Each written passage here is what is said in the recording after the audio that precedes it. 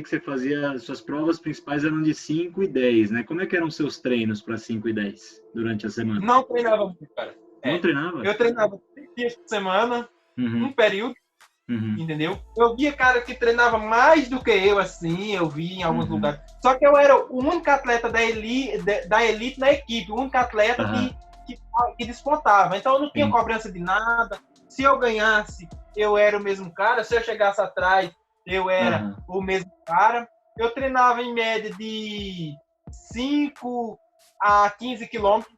Eram os meus treinos. Era em média de 8 a 15 tipos de 400 naquela época. Tiros longos, no máximo tipo de 3.000. Tipo de 1.000 era 4, 5. Não passava. Eu lembro quando eu entrei na meia maratona em 2013, eu corri uma 6-0. Na meia maratona daí, Rio de Janeiro. Eu fazia 5 tipos de 1.000. Para 3 minutos, 2,50 e alguma coisa. Quando eu bati o recorde da Maratona da Ace em Porto Alegre, que eu ganhei com 1:4:08, que é o meu melhor tempo de meia maratona, eu lembro que eu fazia 6 tipos de 1.000. E rodagem no máximo de 20 km. Então, nesse período entre 2010 até 2014, 2015, eu não treinava muito. Aí, a partir de 2015 para cá, que eu migrei para maratona, eu fui para as provas mais longas, que eu comecei a treinar 2 períodos, né? Eu lembro que a primeira vez que eu comecei a ir treinar 2 períodos, 3, 4 dias por semana, foi quando eu fui 12º na São Silvestre, em 2013. Foi em 2013 que eu comecei a treinar 2 períodos no finalzinho do ano, que eu lembro que isso aí foi muito bom, que eu fui 12º na São Silvestre. Ah, sim, aí dá uma visibilidade grande, né? Porque a São Silvestre é a principal prova do Brasil, né?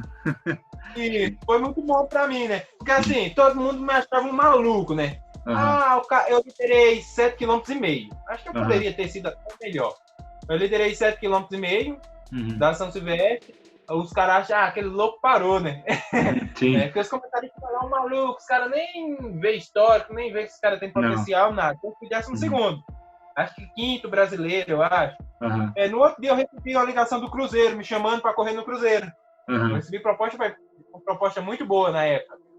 Só que o seguinte, como eu estava estabilizado em Barueri, eu não tinha muita cobrança, eu recebi uma proposta do dobro que eu ganhava em Barueri, o Cruzeiro me pagava na época. Eu falei, eu não vou não, pro Cruzeiro não, eu vou ficar aqui em Barueri, eu tenho aqui e tal. Aí o Barueri, nessa época eu já estava migrando para as corridas de rua, né? Porque em 2012 eu comecei a ver uma chance de ganhar algum dinheiro nas corridas de rua. Sim, nas premiações, né? Comecei a migrar lá ali pro lado do Mato Grosso, 2012, 2013 e tal, e ganhar algumas corridas. Aí eu não quis ir pro Cruzeiro e eu fechei com uma equipe de Brasília que chamava Gran Curso. Eu fiquei correndo pro Barueri e pra Gran Curso, né? Os 2 patrocínios. Ficava em Brasília 15 dias, 20 dias. Aí o que aconteceu? Eu fui 12º na São Silvestre, que é a camisa da Gran Curso Barueri. O Cruzeiro me chamou, eu recusei. Aí todo mundo foi correr no mês de janeiro. Corrida de reis de Cuiabá, corrida de reis corrida de São Sebastião do Rio de Janeiro. Todas as corridas que tinha em janeiro. E eu falei, rapaz, acho que eu vou correr corrida de reis de Brasília. Conversei com o meu patrocínio lá de Brasília. Ele falou, te dou a vontade, tu vem pra cá. Aí eu fui para Campo de Jordão, fiquei 15 dias treinando no Campo de Jordão, lembro como fosse hoje. Fazia tempo que não era tão forte, cara. Eu lembro na época, eu tava fazendo meus tipos de 400 lá em Campo de Jordão, na altitude, a 1,8, 1,10, tipo de 1.000 para 3, 3,5, mas a 1.600, né? Sim. Aí eu desci na quinta-feira, fui para Brasília, aí fiquei na sexta, a corrida era no sábado. Lembro que na sexta eu fiz algumas retinhas de 200 na pista. Choveu muito na sexta. Aí no sábado de manhã eu acordei, fiz 5 km bem levezinho e senti aquele conforto, cara. Pra você que não sabe, corrida de reis é a segunda São Silvestre. Era, né? Porque agora acabaram com essa corrida e tiraram a premiação. Aí acaba com a corrida mesmo, né? Eu lembro que o ano que eu ganhei pagou 10 mil reais de premiação. Foi a maior premiação dessa. Aí eu nem imaginava que eu ganhava, eu achava que eu ia ficar ali entre os 3. Nunca tinha ganhado uma corrida grande, a não ser a corrida da ex que eu tinha ganhado no início de 2015. Sim. Aí, né, fui pra prova. Aí quando eu cheguei lá, eu encontrei o Alexandre Minato, que foi o meu coordenador técnico. Ele tinha ligado pra mim, eu não conhecia ele pessoalmente, conhecia só de ver de televisão. E também ele tinha ligado pra mim, né, pra me convidar pra ir pro Cruzeiro, e eu não aceitei e tal. Como ele tinha ligado pra mim, eu fui lá, cumprimentei ele, né, por educação e tal, tudo. Ele nem me deu a mínima, né, porque eu tinha recusado. Sim, com certeza. Eu tava com a Gran Curso, a equipe concorrente.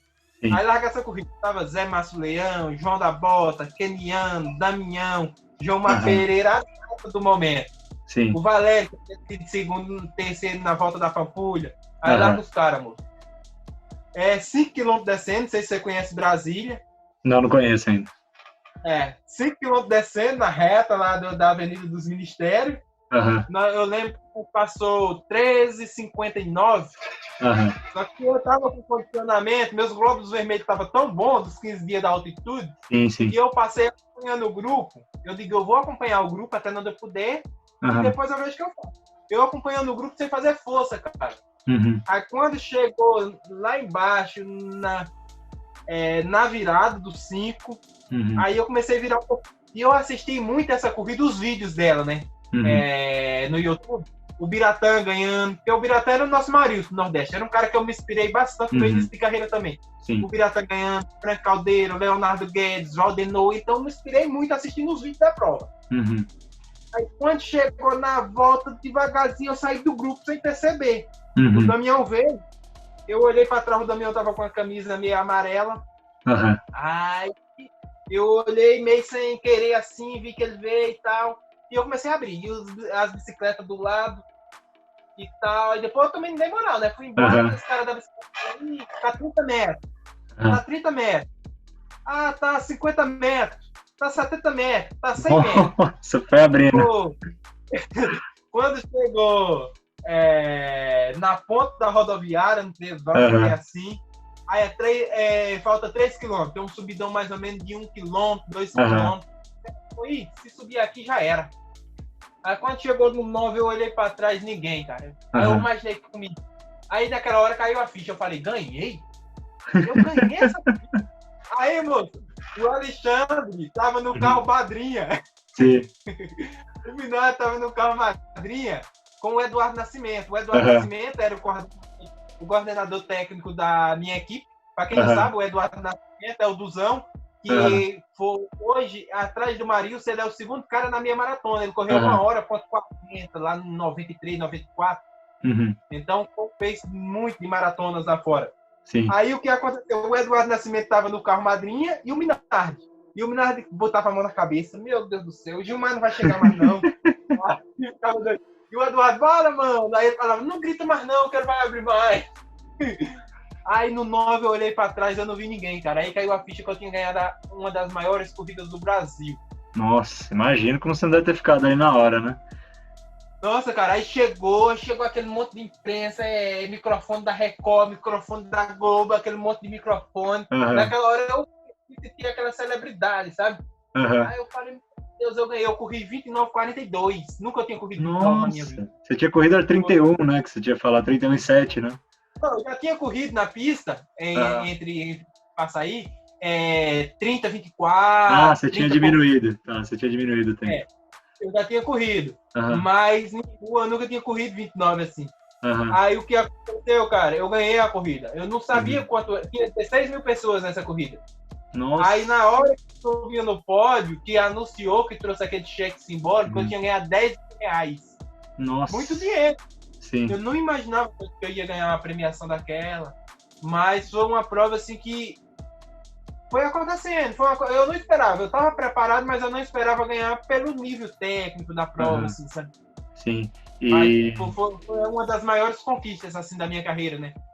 Foi. E pelo que você está falando, acho que foi a principal no começo da carreira, né, que você teve, assim, né? No início, né? Eu já tinha ganhado uma prova que tinha dado um destaque na mídia, que foi a minha maratona da Elis, né? Sim. Eu tinha quebrado o recorde em 2013, em julho. Eu quebrei o recorde do circuito Ace, que tinha uma premiação por recorde. e eu ganhei, né? Eu corri uma 4:08, que até hoje é o meu melhor tempo de meia maratona. Sim. Mas, assim, essa foi a segunda prova de grande. Mas, assim, em nível de São Silvestre, uma coisa assim, foi essa prova em nível de elite. Porque lá na ASICS eu corri tinha 3, 4 atletas de elite, um keniano. Sim. A prova tinha uns 4 kenianos, fora a elite brasileira, entendeu? Sim, sim. Não, com certeza. E o que fez toda a diferença foi o treinamento lá em Campos do Jordão, né? Foi a primeira vez que você foi para lá para fazer esse treinamento?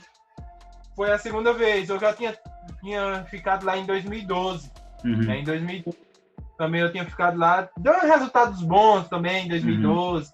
Mas esse de 2013 foi o mais surpreendente, né? Aí depois, em 2016, eu tive grandes resultados lá também. Quando eu venci Aracaju com recorde também. Fui para o Campeonato Mundial de Meia. Também corri bem. Então, todas as vezes que eu fui em Campo Jordão, deu bom. A última vez que não deu bom foi agora no final de 2018, que eu estava machucado. Né? Aí não deu muito certo a volta. Eu treinei para São Silvestre lá. Mas vale a pena investir. Sim, sim, né? Treino de altitude é totalmente diferente, né? Ainda mais para velocidade, né? É totalmente diferente, ajuda muito, né? Tem muita resistência, né? Então você sofre lá, você sofre ali em 20 dias, 30 dias, mas quando você chega aqui embaixo, você treina muito bem. Aliás, quando eu corri Berlim, eu treinei Campo Jordão, quando eu ganhei 10 milhas garoto, quando eu fui segundo na minha maratona internacional do Rio, eu treinei tudo lá. Sim, sim. Para Colômbia você já foi treinar já? Porque na Colômbia vai muito atleta brasileiro, né? Eu tive a oportunidade de sair fora do Brasil. Eu tenho curiosidade para conhecer o lugar, né? Mas assim, eu acho que Campo de Jordão é bom. Por conta que você tem a comida, a comunicação. Sim. Então ajuda bastante, né? Lá fora do Brasil você tem essas coisas aí que você tem que se comunicar diferente. Você tem a comida também, né? Então é mais difícil por isso. Sim, sim. Né? Eu perguntei da Colômbia porque umas 2 semanas atrás eu falei com a Sirlene Pinho, e aí ela falou que ela foi treinar lá na Colômbia, né? Não lembro o nome da cidade agora, mas que lá é uma cidade que... É isso mesmo. Que lá é uma cidade que vai bastante atleta brasileiro, né? Para estar treinando lá, que é uma altitude bastante considerável, né? Lá. Em torno de 2.200, por aí. Sim. E aí depois, em 2015, veio o convite do Cruzeiro de novo, né? Aí você aceitou. Como é que... Não, aí o que aconteceu? Em 2015, Barueri acabou, né? Ah, tá, acabou Barueri. No início do ano já estava ruim. Aí eu procurei o Cruzeiro, mas já tinha fechado. Aí eu fiquei em Barueri. Ainda ficou recebendo e tal. Quando foi em junho, faltando 6 meses certinho, eles falaram, a gente não vai pagar mais salário, vai quebrar o contrato e não vai ter mais equipe. Aí ficou devendo 6 meses de salário pra gente. A atleta sempre quando sai de uma equipe toma um calote. Imagina. Aí, fazer o quê, né? Aí eu falei, não, beleza. Aí eu pensei, pôr na justiça, depois eu falei, eu ganhava R$1.500 na época, dava em torno de R$9.000. Eu falei, mas me ajudaram tanto, né? Porque foi Barueri que começou a minha história. Vou deixar isso pra lá. Aí eu fui, saí do CT, aí juntei, né? Já casei, já. Sim. Aí, o que aconteceu? Aí eu falei, rapaz, acho que eu vou correr o circuito caixa. Aí eu peguei um dinheirinho que eu tinha, eu sempre deixei uma economiazinha para uma precisão, né? Sim, aí eu falei, vou correr o circuito caixa para do bolso. Aí eu fiz os cálculos, né? Porque o circuito caixa, o que acontece? Se você ficar entre os 5 em cada etapa, você subindo no pódio, você ganha de 4 a 1.000. O que ganha 1.000? Era 4, 3, 2, 1.500 e 1.000. Eu falei, se eu ganhar 1.000, eu pago a despesa. Sim. E eu vou pontuando. Se você entrar entre os 10 no final do ano, aí você ganha, o campeão ganha um salário de 2.000. E os 10 melhores eram patrocinados, o 10º ganhava R$500. E ainda tinha prêmio para os 3 primeiros, que era 3, 5, era 10, 5 e 3. Sim. Eu levou pro circuito caixa. O circuito já tava rolando, rapaz. Aí eu lembro que eu entrei já em maio. Aí comecei a correr o circuito caixa, rolando. Tinha 27 etapas nesse ano aí. 14 de 10 quilômetros, aí umas 15 de 10, algumas meias maratonas e algumas maratonas. Só que os caras que curtiam maratona tinham mais vantagem porque os caras pontuavam mais, né? Sim. E eu não corria maratona. No máximo que eu corria era uma meia maratona, meia boca, né?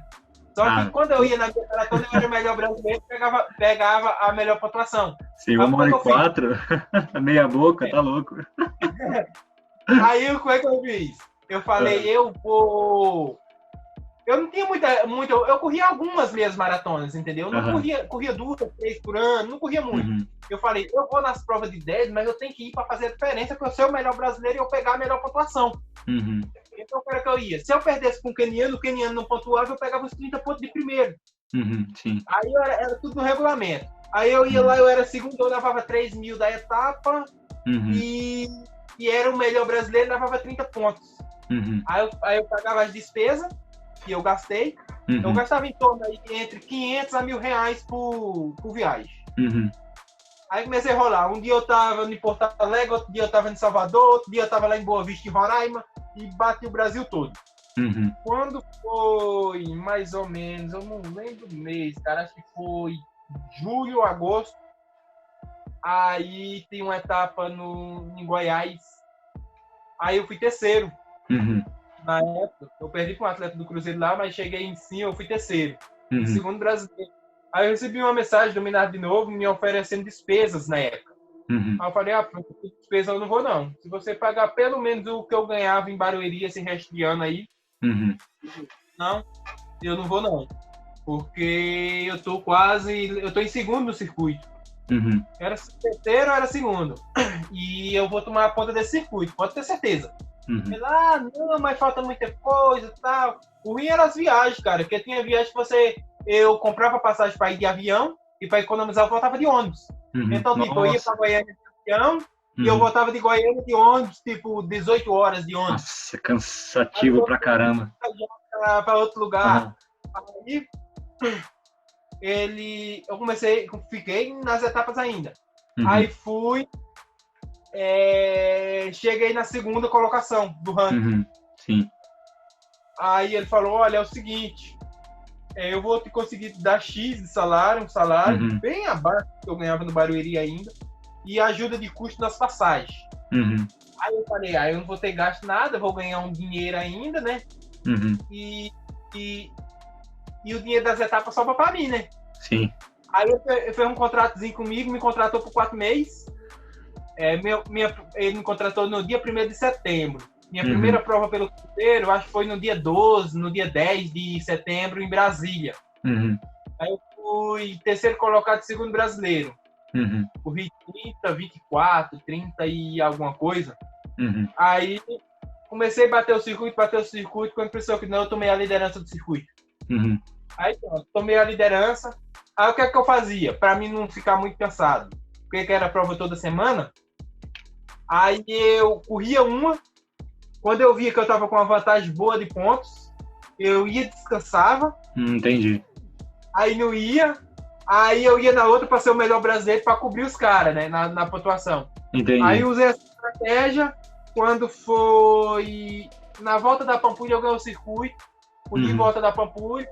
Na outra semana teve uma maratona de Salvador. Os caras correndo lá não conseguiram alcançar a pontuação. Eu ganhei com 2 etapas de antecedência. Nossa. Em 2000. Caramba, 2 etapas. São Silvestre mais. Aí eu fui só para cumprir tabela, contratou o clube. Aí, o que aconteceu? Nesse circuito você fez maratona? Nesse circuito? Não fiz. Não, tá. Não fiz. Tá. Em 2016 eu fiz a do Rio. Entrei em São Paulo eu não completei. Aí quando foi em 2016 eu falei, olha, a única chance de eu ir para uma Olimpíada é eu correr maratona. Eu vou me aventurar. Aí comecei a treinar, fui para Campo Jordão, treinar para Maratona de São Paulo. Entre o preparativo e a maratona eu fiz umas provas muito boas, que eu quebrei o recorde de Aracaju, fui pro campeonato mundial de meia, corri uma 4:40 em Cádiz. Aí fui para São Paulo, só que quando chegou no quilômetro 26, 27, eu já me senti mal, abandonei a maratona no quilômetro 32. Aí falei, eu vou querer mais saber disso não, de maratona não. Aí voltei pro caixa. Aí ele falou, não, vou fazer o seguinte, eu vou escalar você para você correr no Rio. Só que eu corri as provas de 10 e para correr essa maratona. Aí eu fui para Uberlândia, corri em Uberlândia, circuito caixa, parece que eu fui segundo. Aí fui para Belo Horizonte, fui sexto. Foi a única etapa do circuito caixa em 2 anos que eu não entrei no pódio. Aham. Com 30 baixinho, cara. Giovanni que ganhou lá, com 10. Aí o que aconteceu? Aí eu fiquei em Uberlândia, Belo Horizonte, fiquei mais uma semana lá em Sete Lagoas treinando. Aí fui de ônibus pro Rio com o Alexandre, corri a Maratona do Rio. Aí o que aconteceu? Eu corri 2:24, fui sexto colocado na maratona. 2:24 é horrível pra mim, tinha uma 4:08 na meia, 29 nos 10. Vamos saber de maratona não. Aí peguei uma pontuaçãozinha, pouquinha, porque pontuamos 20, né? Aí ganhei o circuito, aí fiquei no circuito batendo só 10 km em meia maratona. Aí em 2016 eu ganhei de novo o circuito. Caramba, 2 anos seguidos você ganhou. Caramba. Eu ganhei em 2015 e 2016. Aí foi bom pra mim, porque me estabilizou legal, né? Porque eu tinha patrocínio com a Caixa e tinha patrocínio com o Cruzeiro naquela época. Então eu acho que a minha fase no atletismo, assim, financeiramente, foi a melhor fase. Porque no Cruzeiro a gente tinha tudo, né? No Cruzeiro a gente tinha plano de saúde, INSS, aí dava suprimento pra gente, às vezes gasto com transporte, essas coisas. Então foi uma fase legal, assim, de apoio. Sim, sim. Não, o Cruzeiro, a maioria dos atletas era do Cruzeiro, né? Infelizmente acabou, né? Então falando que vai voltar, né? O Cruzeiro, né? O clube, né? Tem essa expectativa pro ano que vem. Já foi anunciado pelo novo presidente, já tem patrocinador. Eu espero que sim, né? Que pode ser que eu não esteja lá ou esteja, mas eu fico muito feliz com o atletismo brasileiro, né? Porque o atletismo brasileiro que ganha com isso, né? Os jovens têm mais um motivo para sonhar. Porque da mesma forma que eu comecei a correr vendo o Franco Caldeira, que foi uma das minhas inspirações, vestindo a camisa do Cruzeiro, e eu cheguei no Cruzeiro, né? Que outros jovens têm essa possibilidade também, né? Sim, sim. E hoje os jovens vão ver você e vão se inspirar em você, né? Isso que é legal. Na sua história, né? Eu fico muito feliz, tá, cara? Fiquei quase 4 temporadas, fico feliz. Sim. Bom, aí você ganhou o Circuito Caixa em 2015, 2016, né? E aí você falou para mim que maratona você ainda não gostava tanto, né? Mas o que fez você começar a se dedicar mais para maratona, treinar bastante para maratona? Aí o que acontece? Em 2017 eu cheguei para ele e falei: olha, professor, esse ano eu não vou correr maratona não, pode me tirar da escala aí dos maratonistas, que eu vou correr só no máximo meia maratona. Ele, beleza. Aí eu voltei em Aracaju de novo, né, que eu tinha ganhado com recorde. Aí venci Aracaju de novo em 2017. Eu sou o único bicampeão 2 anos seguidos. Eu ganhei em 2016 e 2017 em Aracaju. É uma prova muito difícil, não sei se você conhece, mas é uma prova mais tradicional lá do Nordeste. É 25 pontos, larga em São Cristóvão e chega em Aracaju, simboliza a mudança da capital do estado, que era São Cristóvão e virou Aracaju, que acontece no dia 17 de março, que é o aniversário de Aracaju. E é uma prova muito desafiadora e ela dá uma base muito boa para maratona, né? Quem está treinando ali para correr em abril, por aí. E assim, eu falei que não ia correr maratona, só que eu tava treinando longo, né? Porque geralmente em fevereiro, por aí, a minha base eu faço muito longo, muita subida e tal, então eu ganho muita força. Então eu fui lá em Aracaju e ganhei de novo. Aí o Minato, 15 dias pra Maratona de São Paulo, liga pra mim e fala o seguinte: Wellington, eu tô te escalando pra você ser coelho dos 6 atletas de São Paulo, do Cruzeiro que vai correr a Maratona de São Paulo. Você precisa ir até a minha maratona só. Só que eu tava treinando bem, né, cara? Sim. E no Cruzeiro a gente tinha uma vantagem. Todas as provas de televisão, se a gente subisse entre os 5 no pódio, a gente ganhava 50% em cima da premiação, por direito de imagem. Porque é a prova da TV, né? Aí eu falei, eu vou tentar isso daí. Aí, sem falar para ninguém, no dia da reunião ele falou, todo mundo tinha compromisso, eu era o único que não tinha compromisso, podia abandonar na meia, tudo. Aí eu larguei, né, com o grupo, levando o grupo, botei todas as minhas garrafas de hidratação e fui. Quando chegou na USP, mais ou menos ali por 28, que dava para ver os outros corredores, só tinha eu correndo do Cruzeiro e o 6 Celestino estava mais de 1 quilômetro atrás, então tinha 2 atletas do Cruzeiro. Uhum. Aí, naquele momento, eu me vi na obrigação de completar a prova para salvar a minha equipe, né? Sim, para salvar a sua Para equipe. salvar a bandeira que eu estava carregando naquele momento, que os outros Sim. atletas não se sentiram bem, abandonaram a prova, e Uhum. só tinha eu seletivo, né? Então, eu levei a prova, eu era segundo, fui com o keniano, só sem preparação para uma maratona. Sim. E fui até o quilômetro 40 e alguma coisa. No quilômetro 38, gritaram para mim que o terceiro colocado estava em 1 minuto e meio, o quarto colocado estava mais de 2 minutos atrás. Uhum. Eu perdi, cara, na saída daquele túnel. Eu olhava para trás, não tinha ninguém, eu não sabia o que. Não tinha força na perna, parecia que tinha uma pedra no chão. Uhum. E faltando 1 km e 300 mais ou menos, eu perdi 2 colocações. Eu perdi a terceira colocação, em 300 e 600 eu perdi a terceira colocação para o Franco Caldeira e eu cheguei em quarto, com 2,22 e alguma coisa. Aí eu fiquei com a Maratona de São Paulo entalada. Entalada. Aí eu falei, em 2018 eu vou treinar especificamente para essa prova. Uhum. Aí quando foi em 2018, eu treinei para São Paulo, treinei mesmo, sério. Uhum. Aí foi quando eu fui para São Paulo, que eu quase ganhava, né? Já tinha Maratona de São Paulo em segundos, corri 2:16:06. E foi, terminou São Paulo hoje, amanhã eu já comecei o plano para correr Berlim. Para tentar índice pan-americano. Então eu fui o primeiro brasileiro a conquistar o índice dos Jogos Pan-Americanos de Lima. Sim. No atletismo. Primeiro no atletismo. Aí eu já comprei a passagem para ir para Berlim sem nem ter inscrição na prova. Então eu já comprei a passagem parcelada e fui para Berlim. E aí aconteceu que eu já corri 2:13 e alguma coisa. Poderia ter corrido melhor, porque naquela prova ali eu corria 2:11 e alguma coisa, só que eu tive um problema no quilômetro 37. Mas mesmo assim, com o resultado que eu saí de lá, eu saí feliz, porque eu tinha saído do Brasil com 2:16:06. Eu voltei de Berlim com 2:13:42 e 11º colocado numa das 6 principais maratonas do mundo, né? E era teu sonho fazer uma major, né? Isso. E já teve o recorde mundial, né, também nessa prova. Então, para mim, foi bacana isso daí. Sim, foi o recorde foi 2018 que você fez ela, né? Foi 2018. Aí teve o recorde, né? A Maratona de Berlim, ela quase toda a prova sempre tem um recorde mundial, né, lá, né? O Ronaldo da Costa. O Ronaldo da Costa eu falei com ele. Sim. O Ronaldo da Costa eu falei com ele umas semanas atrás, ele foi um dos recordistas, né? Foi o melhor tempo de brasileiro até hoje, né? 2:06 lá, né? Que ele fez em 98. 2:06:05. Aliás, quem me ajudou a entrar na Maratona de Berlim foi o Ronaldo da Costa. O Ronaldo da Costa que me deu uma força. Tanto ele me apresentou o atendimento, que estou na vaga, e também me ajudou lá em Berlim também, na logística da prova, essas coisas. O Ronaldo me deu uma força boa. Sim, sim. Nossa, essa prova aí, ela dá recorde mundial, né? Ela é muito... Como é que ela é? Ela é muito plana. Eu eternizei, ó. Aqui tá o quadro, a medalha, a foto da chegada. Sim. Ela é toda plana, essa prova. Toda plana, cara. Toda plana.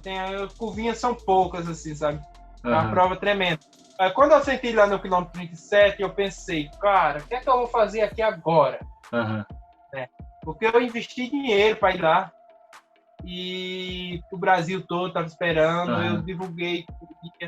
Eu falei, mas eu vou fazer o seguinte, eu tenho 2:16:06. Eu olhava no relógio, eu estava correndo 3:05, 3:06, eu falei, acho que pelo menos 2:15 eu devo correr. Eu vou abandonar não. Aí tomei um gel, tal, tudo, dei uma recuperada. Aí depois do 40, aí passou um pouco, aí eu consegui correr mais forte. Mas assim, se você parar naquela hora, não dá para mim ir e tal. Eu tinha perdido todo um trabalho aí de meses, né?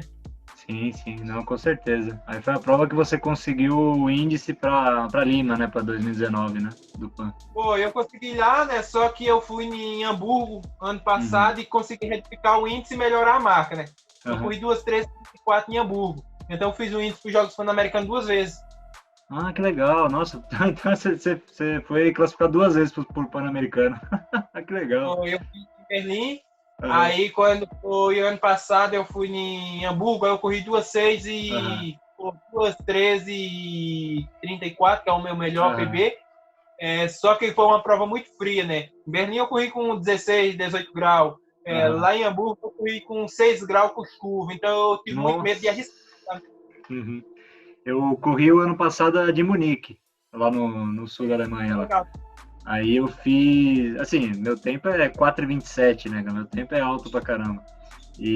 Mas lá eu corri acho que com 23 graus, 22 graus, o dia tava gostoso para fazer, né?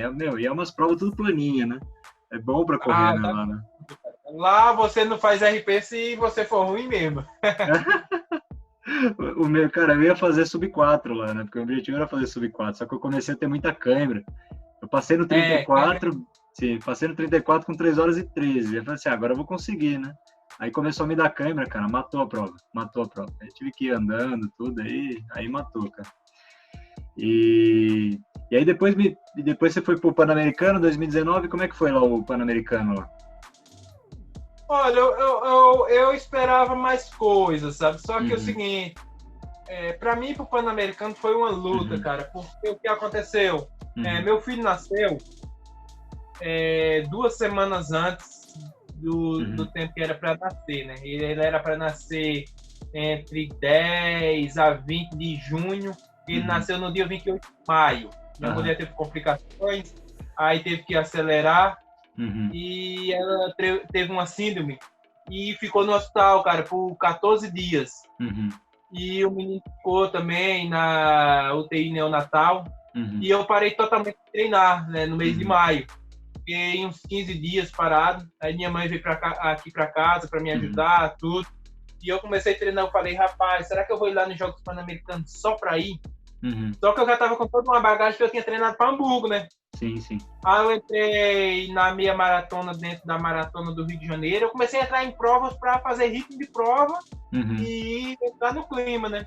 Então eu corri uma 6 e alguma coisa, cara, para mim foi uma coisa muito ruim, sofrendo muito, sabe? Aí o treino foi indo, eu tive 50 dias para treinar, 45, 50 dias para Jogos Pan-Americanos. Só que no decorrer disso, eu vi que, mesmo assim, acordando de noite para trocar fralda, cuidar da criança, tudo, tava rendendo, né? Porque eu perdi de ir para altitude por conta do meu filho, essas coisas. E eu cheguei nos Jogos Pan-Americanos, Felipe, com esperança de medalha. Eu poderia, pelos tempos, eu poderia não ganhar e não ser segundo. Mas a medalha de bronze, com certeza, eu teria condições de trazer. Não sei se é a prova da maratona. Saiu uma prova muito lenta, um 5 km para 6, um 10 para 33 e alguma coisa, só que a virada do 10 para meia foi muito forte. Porque, assim, eu vi que os caras não estavam indo e eu meti a cara e fui para frente. Ninguém tá indo, tá lento para mim, eu vou para frente. E a gente já passou para meia maratona já uma 6:18. Para quem tinha passado 33, nós virou 30 baixinho. E eu consegui puxar a ponta da prova até o 25. Só que a partir do quilômetro 18 eu comecei a ter bolha no pé. Comecei a ter bolhas no pé. Né? Na verdade, eu troquei a meia na hora do aquecimento, que eu ia correr com a meia de compressão. E a meia estava descendo, então eu peguei uma meia que tinha vindo no kit da seleção, da Nike, botei no pé, não sei se essa meia molhou, não sei o que deu, e deu bolha no meu pé. Então, cara, eu consegui ir até o 30 junto, acompanhando o grupo. Depois do 30, os últimos 12 quilômetros foi na raça, com essa bolha no pé, apertando tudo. Você imagina. No final era volta de 6 quilômetros. E a última volta mesmo eu entrei pela nação, pelo que eu estava representando ali. Mesmo assim, não foi ruim o tempo, né? Foi 2:17 e 30 e alguma coisa. Sim, tempo muito bom. E o americano que foi vencido com isso daí. Mas, para mim, foi um marcante, né? Porque 12 anos atrás, eu estava começando a correr quando estava acontecendo os Jogos Pan-Americanos do Rio de Janeiro. E 13 anos depois eu estava lá representando o Brasil. Então, para mim, foi muito importante essa seleção para mim, apesar de não ter trazido uma medalha. Eu quero voltar no próximo Jogos Pan-Americanos com essa condição de trazer uma medalha para o Brasil. Com certeza. Significa muito para a gente, pela tradição que a gente tem, né? Então, eu acho que eu entrei com uma cobrança muito grande, porque a gente já tem uma tradição aí de 5, 6 medalhas, né? de ouro. Uhum. Vanderlei, acho que 2, 3 vezes, Franco Caldeira, Solonei. Sim. Então, a gente já tem uma tradição muito boa com o jogo pan-americano. Sim, sim, não, com certeza. O primeiro da maratona fez em quanto tempo, o primeiro? Lá em Lima. Foi recorde, né? Foi um recorde de mais de 36 anos. Ele correu 2:09 e alguma coisa, abaixo de 2:10. Uhum. O recorde do campeonato pan-americano era 2:12:36. Eu Nossa. até, Uhum. quando eu entrei na prova, eu pensei nesse recorde aí. Uhum. Eu tenho condições de quebrar esse recorde Sim, dos sim. jogos antes, tudo. Até se tivesse dado certo, eu acho que teria chegado próximo de Sim, correr sim. nesse tempo aí.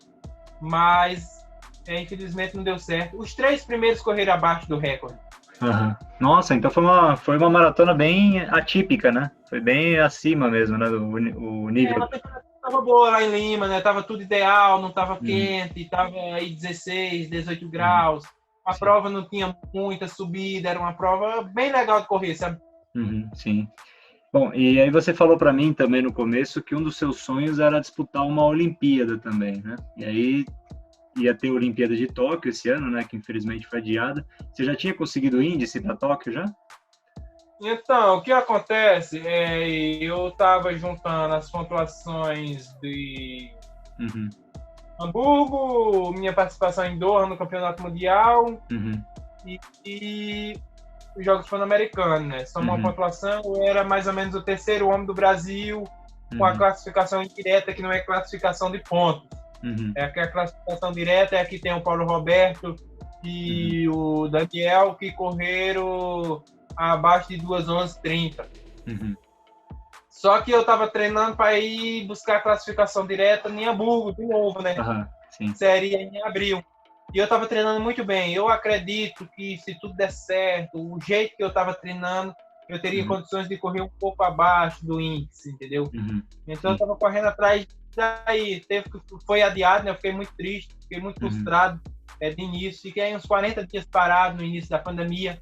É que uhum, eu falei, não vai ter mais corrida, não vai ter mais maratonas, então eu vou descansar uns dias, uhum, melhorar a minha estrutura aí, para poder voltar a treinar. Então fiquei uns 45 dias off mesmo, de tudo, assim, uhum. sabe? Sim, sim, não imagino. Qual que era o índice olímpico para tá indo para Tóquio? Tinha que correr abaixo de quanto? De 2:11:30. De duas horas e 30? 2:11:30. Ah, tá, 2 horas 11 e 30. Ah, então você conseguiria, você conseguiria. Que você tem, o seu RP é 2:13, né? De Hamburgo, né? Pelo que eu estava treinando, eu estava bem confiante. Eu cheguei a fazer longos até de 40 quilômetros, longos progressivos. Uhum, Eu cheguei a fazer longos de 40 quilômetros para 3:25. Cheguei a uhum, fazer 40 quilômetros para 2:17, aham, que daria 2:24 na maratona. sim, sim. E me conta assim de curiosidade, né? Nos treinos para maratona, quando você está treinando aí para fazer esses índices tudo, qual que é o seu volume semanal de treino? Olha, é o seguinte, eu trabalho de 10 a 12 semanas, Uhum, e é uma coisa que vai ser progressiva, né? uhum, Para correr até minha maratona, 120 quilômetros, eu corro tranquilo. aham. Subindo para a maratona, eu consigo subir 120, 130, 140, 150, subo progressivamente, né? Ah, Então, entendi. eu pego a 190, treinando agora nesse último ciclo, 190, já cheguei Aham, 200 quilômetros, foi o máximo que eu cheguei, sabe? aham. Então, aí é em média de entre 25 a 35 quilômetros por dia. Entendi. Nossa, bastante. É um volume bem Divido alto, isso né? às vezes 3 sessões, porque segunda e terça eu Aham. faço pilates, né? Então eu Ah, faço um tá. treino de corrida, pilates e outro treino de corrida. Sim, sim. Pilates é muito bom, né, para corredor. Fortalecimento você faz também, musculação ou só Pilates? O fortalecimento é o pilates. O É o pilates Pilates. é o fortalecimento já há uns 10 de 2016, quando eu ganhei o circuito de caixa pela segunda vez, que eu tenho Uhum. esse vínculo aí com o pilates. Sim, sim. Não, o Pilates é muito bom. Ele ajuda muito na região do abdominal, né, para sustentação, né? Eu Cara, faço também. concentração, Uhum. coordenação, tudo, força. Sim, sim. Não, muito bacana. E, Wellington, mudando um pouquinho de assunto, né? Sobre que a gente vê, né, essa pandemia que teve, né, teve essa dificuldade dos atletas, né, a gente está comentando do Ruivo, que fez lá o SOS Corredores de Elite para estar ajudando os atletas. Como que você vê atualmente o cenário para os atletas de elite, né? Como que você vê, assim, questão de incentivo, né, do governo estadual? Como é que você vê essa parte hoje em dia? Olha, cara, muito pouco, né? Por isso que a gente tá perdendo atletas. A exemplo, nós temos atletas do Cruzeiro que foi embora para os Estados Unidos, ex-atletas do Cruzeiro, tem 2 lá, o Valdir e o Edmilson. A gente tem exemplo de atleta que foi apanhar café agora nessa pandemia, porque não tem corrida para ganhar o pão. Atletas de elite, atleta de 2h15. Sim. Entendeu? Não vou falar o nome, é questão de ética, mas atleta de 2h15. Sim. Entendeu? Então, a coisa por apoio é muito difícil. São poucos atletas que têm apoio. A gente vê atletas da renovação não ter uma expectativa para frente. Eu, graças a Deus, no momento, eu tenho alguns apoios. Né? A temporada de 2018 foi uma temporada muito difícil, que eu não tinha nenhum patrocínio quando acabou o Cruzeiro. Eu vim começar a receber alguma coisa em agosto, e eu voltei para o estado de Pernambuco, federei pelo clube de Pernambuco, lá em Petrolina, a APA, lá de Petrolina. Eu voltei a representar o estado de Pernambuco, e através disso daí eu ganho um incentivo do governo estadual lá de Pernambuco. Entendi. Né, uma bolsa. E também por estar entre os 3 melhores do país, eu ganho uma bolsa do governo federal também. Né, tem entre os 3 melhores do país, ganha a bolsa do governo federal. E também em novembro do ano passado eu fechei uma parceria com o Hipermercado da Zona Norte de São Paulo, lá do Jaçanã, o Hipermercado Bergamini. Tá, já vai falar. Eu fechei com a Coyotes, né, que tem parceria com a Coyotes, que é uma equipe que tem parceria com o Hipermercado Bergamini. E através dessa parceria eu fechei com o Hipermercado Bergamini, que apesar dessa crise toda aí, eles continuam pagando do mesmo jeito. Então, eu sou um dos poucos atletas que tem apoio hoje ainda, né? Mesmo que pouco, porque assim, maior renda eu tirava nas premiações, né? Porque ano passado, quando eu voltei correndo, treinando para os Jogos Pan-Americanos, treinando para Doha, eu estava batendo prova para ganhar dinheiro para fazer a feira em casa, entendeu? Entendi. Mas tinha a corrida. Então, eu ia lá na corrida, ganhava R$1.000. Isso aqui é a compra do mês, entendeu? Isso aqui é para comprar o berço, isso aqui é para comprar o enxoval do meu filho, entendeu? Então, eu estava indo buscar premiações depois que eu saí do Cruzeiro. Sim. Eu voltei de Doha, eu competi um monte de prova, não foi por necessidade, eu não posso correr, por necessidade financeira. Eu voltei de Doha 15 dias depois, eu fui e ganhei a minha maratona da ACE em São Paulo, um dinheiro que eu estava precisando muito. 15 dias depois, eu fui e ganhei São Bernardo do Campo, foi um dinheiro que eu estava precisando muito, entendeu? Depois de agosto, que eu comecei a ganhar lá de Pernambuco. Então, firmou, eu tenho essas parcerias, eu acho que dá para segurar até o final do ano que vem. Depois, em 2022, aí eu não sei como é que vai ser, porque não teve competição esse ano. Então, a gente depende dos resultados para segurar as parcerias, entendeu? E como a gente não fez resultado esse ano, Deus proverá o que vai acontecer para frente. Sim, não, com toda certeza, né? É algo até que... Eu fico muito triste que a renovação não ter um horizonte para sonhar, sabe? Porque, assim, até 2015 você saía de uma equipe, você saía do Pinheiro, você entrava na BMF, você saía da BMF, você entrava no Cruzeiro, você saía do Cruzeiro, você ia para Brasília, você corria na Gran Curso. E hoje a gente não tem nenhuma opção dessas, né? Sim. E por que acabaram os clubes assim, né? O Cruzeiro acabou em 2018, então por que acabou assim? Acabou o interesse dos clubes? Então, também eu acho que falta de incentivo, patrocínios, né? Porque quem bancava tudo isso era a Caixa, né? A Caixa é a mãe do atletismo brasileiro, a Caixa. Sim, isso é verdade. Então, tipo, a Caixa saiu, os clubes começaram a não ter mais verba para pagar para os atletas, começaram a não ter patrocínios e foi acabando, né? Sim. Eu acho também que é uma parte de incentivo governamental, né? Se o governo, se a empresa não patrocina o clube, fica difícil também de desmanter, né? Sim, não, com toda certeza. E o Cruzeiro voltando, né? Se voltar o ano que vem, aí você voltaria lá pro Cruzeiro? Como é que funciona isso? Eu não sei, né, rapaz? Tudo vai depender de como vai ser, qual vai ser as normas lá. Tudo isso aí vai depender de conversa e ver o que a gente vai ter para trabalhar, né? Eu fico feliz, como eu te falei, a volta do Cruzeiro, porque é mais um campo de trabalho para a gente, né? Com certeza eu devo estar entre os selecionados, eles devem me chamar para conversar. Vamos ver o que é que vai acontecer, né? Sim. É tudo muito, muito incerto, né? É muito complicado, né? Eu até falam, né? Porque os atletas africanos cresceram muito nos últimos tempos, né? Mas aí falam assim, bom, por exemplo, chega numa São Silvestre, né? Pega um menino lá que só treinou o ano todo, né? Aí os brasileiros tiveram que correr para ganhar a premiação, né? Para ganhar o seu sustento. Aí chega cansado na hora da prova, né? Então é complicado de competir com o pessoal que só treina, né? O que acontece é isso, cara. Os quenianos sempre foram bons. Vem quenianos aqui no Brasil, a gente ganha de quenianos. O Giovanni dos Santos sempre ganhou 6 ou fez 7 voltas da Pampulha em seguida em cima de bons quenianos. Maratona de São Paulo, fazia tempo que um brasileiro não ganhava, foi eu e Solon, ele lá desbancou acho que 6, 7 quenianos. 10 milhas garoto, fazia 10 anos que um brasileiro não ganhava, eu fui lá e ganhei. Só que é o seguinte, tem exceções, né? Tipo, a gente tá competindo o ano todo, os caras vêm aqui só para correr preparado. E a São Silvestre é uma exceção, né? Porque o cara que ganha a São Silvestre não é esses quenianos que vêm correr qualquer provinha. O cara que ganha a São Silvestre é o cara que ganhou Londres, é o cara que ganhou Nova York, é o cara que correu Berlim. Então, é a elite mundial que vem na São Silvestre. Você vê que os caras que correm São Silvestre não estão correndo outras provas aqui. Sim. Isso é verdade. É diferencial também. Sim. Não, fica bastante complicado, né? E é difícil, cara, é difícil. Aí você vê que tem que ter iniciativas como a que o Ruivo teve das SOS Corredores de Elite para estar ajudando a galera, né? Porque a gente tem atletas muito talentosos, cara. O que eu conversei com o pessoal aí, né? Com o Edson Amaro, né? Conversei com o Alessandro Souza lá de São José dos Pinhais. A gente tem atletas muito talentosos, né? O problema é a falta de incentivo mesmo. Você vê essas leis aí do governo, né? Bolsa Atleta, lei do incentivo ao esporte, são extremamente burocráticas, né?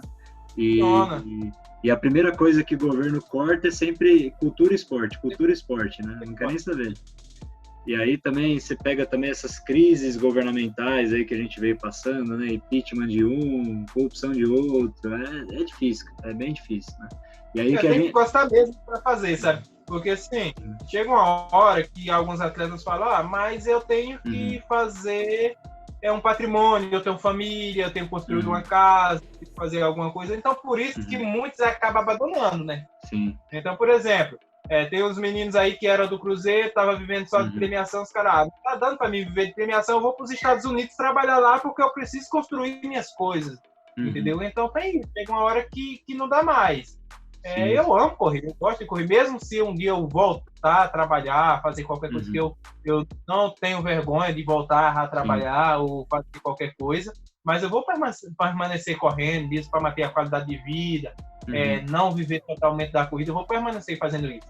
Eu já estou tentando procurar alguns campos, estudando para ver o que é que eu vou fazer, tudo, porque eu acho que da forma que está, não vai muitos anos, a corrida de alto rendimento acaba. A corrida está crescendo o tempo todo.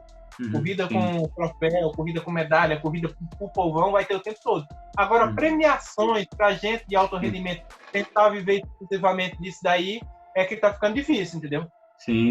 Isso é uma coisa também que é uma grande crítica também, né? Porque está crescendo muito o número de provas, né? Está crescendo muito o número de corredores, mas não tem premiação, né? Se tivesse alguma lei que falasse assim, 10%, 20% do seu faturamento você destina para uma premiação, com toda certeza ia começar a ter mais atletas de elite, né? O pessoal ia se interessar mais. Né? Porque assim, vai acontecer no futuro, vocês não vão ver o Hélito Cipó mais um atleta de alto rendimento correndo, vivendo exclusivamente da corrida, mas vocês podem ver o Hélito Cipó sendo um organizador de corrida. Sim. Não é? Vai ser isso, eu vou deixar de viver de correndo, mas vou virar empresário para fazer uma corrida. Porque o mercado é bom, o mercado não é ruim. O mercado é ruim para nós atletas de alto rendimento. É o que está faltando. Sim.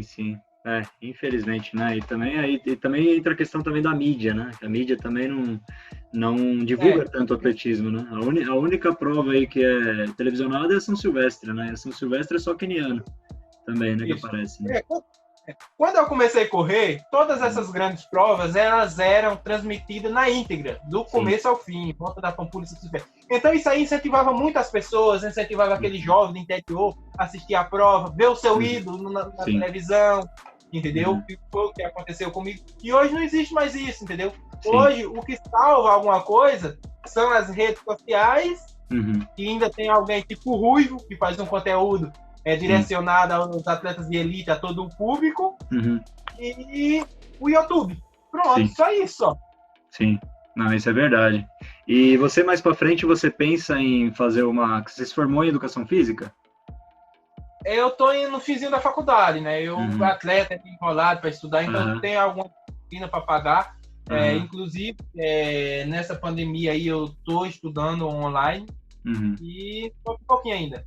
Entendi. Você pensa mais pra frente, você tá fazendo uma assessoria esportiva, virar treinador? Rapaz, olha, é uma coisa que todo mundo me pergunta e eu não sei responder. É uma coisa que o futuro que vai me falar. Eu acho que trabalhar com muita gente é uma obrigação muito grande, porque para mim dar treino, eu não quero dar treino para o atleta, mandar aquele treino online, não fazer uma coisa específica que nem muitos fazem por aí, dar treino online lá pelo aplicativo, o treino chega lá, o cara faz treino para o grupo de atletas. Para mim, treino é uma coisa que é uma coisa especificamente para o atleta. Se um dia eu for trabalhar, eu quero trabalhar com poucos atletas que eu esteja presencial vendo o atleta treinar, uma coisa assim. Eu acho que eu tenho um perfil mais para trabalhar com alto rendimento, uma coisa assim. Mas é uma coisa que eu não descarto, entendeu? Mas eu estou estudando outros meios também, sabe? Entendi. Ah, bacana, bacana. Né? Tem que pensar em em todos os campos, né? Para tá vendo o que você vai fazer mais para frente, tudo, né? E você, com todo o talento que você tem, né, ia ser um grande treinador, né, para trazer novos atletas aí pro Brasil aí, com toda certeza. Ah, sim, se Deus quiser, né? Eu tenho uma experiência boa, né? Eu aprendi um pouco na faculdade, eu sempre estudo também os atletas, inclusive eu que faço o meu treino de 2 anos para cá. Sério mesmo? Caramba! Desde 2018, depois de 2018 eu passei a treinar sozinho. E a faculdade aprende muita coisa, a faculdade da vida, né? Porque na faculdade você aprende muito na faculdade, teoricamente. Mas o que você aprende na prática é uma coisa que é para sempre. É a maior faculdade da vida, é a prática, sabe? Sim, sim. Não, isso com toda certeza. Na prática, é experiência, né, cara? Você nunca vai esquecer. Eu costumo dizer que tudo que você aprende na vida, né, assim, os seus erros, os seus acertos, tudo é aprendizado, né? O seu erro, depois esse aprendizado mais para frente, e aí você vai sempre, né, você não vai errar mais, né, mais para frente, né? Aquilo que você errou uma vez, né? Então tudo é aprendizado. E, Wellington, uma última pergunta, né? Passando essa pandemia, né? Você vai tentar ir o índice para Tóquio de novo, né? Você já tem prova em vista? Como é que tá? Opa, vou sim, com certeza. Agora, no dia 1º de agosto, eu vou já começar uma preparação específica de base, né? De 2 semanas. Estava treinando hoje, já estava pensando. Eu já treinando contando os dedos, assim. Sim. Depois, aí, setembro, outubro, novembro, vai até novembro, essa preparação. É uma preparação de base que eu vou trabalhar força, trabalhar resistência, não trabalho muita velocidade, entendeu? Então eu trabalho mais volume, mas com pouca intensidade e bastante força. Aí, em dezembro, eu começo uma preparação de mais 10, 12 semanas para correr em fevereiro em Sevilha, na Espanha. Esse é o plano. Só que é o seguinte, vamos ver se daqui para lá as coisas têm melhorado, né? Que é a esperança. Sim, essa é a esperança.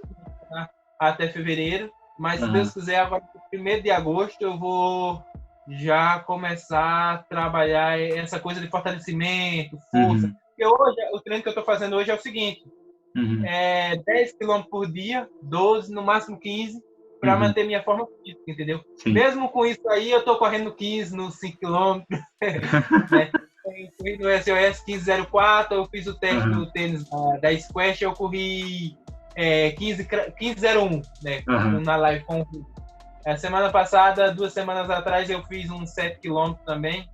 Eu corri 21,30, dá 3,5 de média, né? 3,4, 3,5. Mas agora eu vou focar mais em trabalhar força, entendeu? Trabalhar força, fortalecimento, essas coisas. Ah, que bacana, olha.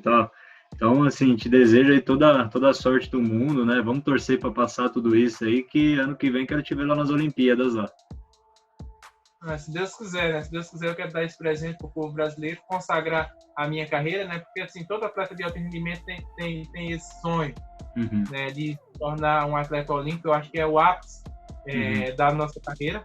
Sim. E eu quero concretizar isso. E depois disso aí, o que acontecer, está acontecido. Aí tanto faz, já eu cheguei no Olimpíada, aí e bola para frente. Tomara a Deus que melhore as coisas. Sim. Né? Eu acho que o Cipó ainda tem aí uns 8, 10 anos aí para dar alegria para o povo brasileiro. Mas tudo vai depender do que a gente tiver de estrutura, do que a gente tiver de incentivo. E bola para frente, né? Um passo de cada vez. Sim. E desde sempre, né, cara? Você foi guerreiro, você foi construindo, né? Como você falou, foi tudo uma consequência, né? Tudo que você construiu aí foi uma consequência da sua luta, né? Seus treinos, tudo, né? Então, não vai ser diferente daqui para frente, né? Cara, vamos torcer.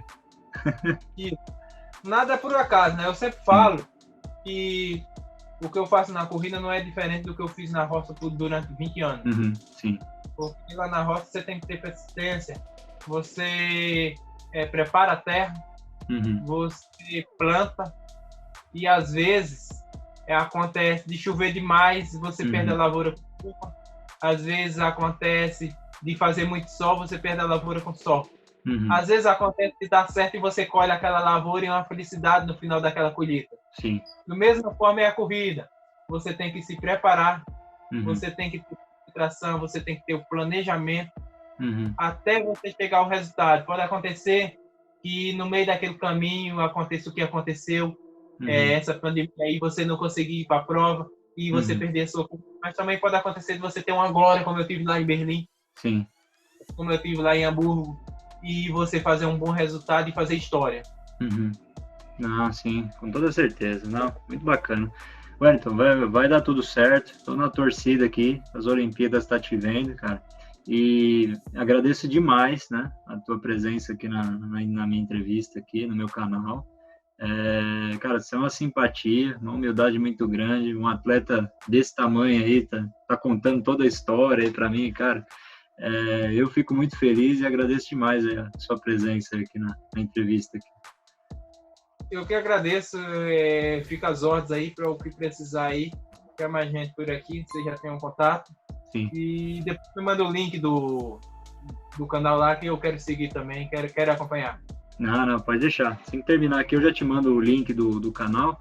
E aí, quando eu subir, aí eu te mando a entrevista certinha. Essa daqui acho que eu vou dividir em 2 partes. Porque... Não, mas é legal. O pessoal assiste, viu? O pessoal gosta, cara. Ainda mais o pessoal que tá treinando aí para sub-3, né? Então, pegar suas dicas, cara, o pessoal gosta pra caramba. E é uma entrevista toda na íntegra, né? De tudo que você fez desde o começo, né? Sozinho, muito bacana. Bacana, então. Precisando tomar as ordens aí. Não, tá certo. Wellington, brigadão, viu? Um abraço aí pra você e boa sorte, bons treinos e espero te ver aí nas Olimpíadas aí. Valeu, um abraço. Um abraço, tchau.